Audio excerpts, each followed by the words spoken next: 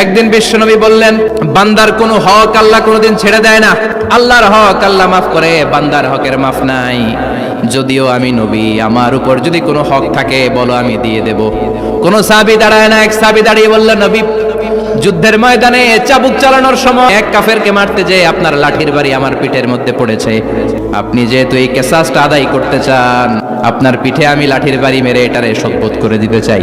বিশ্বনবী বললেন, আসো, তুমি এসে আমার পিঠে লাঠি দিয়ে চাবুক দিয়ে বাড়ি মারো। সাহাবী বলে, ও নবী, যখন আপনি আমার চাবুকটা পিঠের মধ্যে মেরেছেন, আমার পিঠে তখন জামা ছিল না।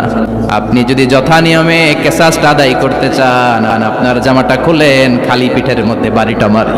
সাইয়েদনা ওমর ফারুক হাতের জামা এরকম পড়তে শুরু করছে, আয় দিকে আয়।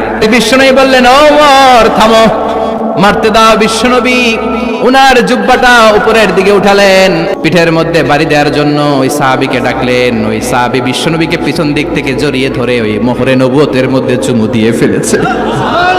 সাহাবী বললেন, নবী গো, এই নাটক করার জন্য আপনি আমারে মাফ করে দিয়েন। অনেক দিনের সাধনা, জল্পনা কল্পনা, আপনার মোহরে নবুয়তের মধ্যে আমার ঠোঁটটা লাগিয়ে আমার ঠোঁটটারে আমি জাহান্নাম থেকে পরিত্রাণ করাবো। এজন্য প্ল্যান প্রোগ্রাম করে এতক্ষণ আপনার জামাটা খুলতে বলেছি। আপনার উপরে আমার কোনো হক নাই। আমার আব্বা মা, আমার সম্পদ, আমার জীবন আপনার জন্য কোরবান গো নবী।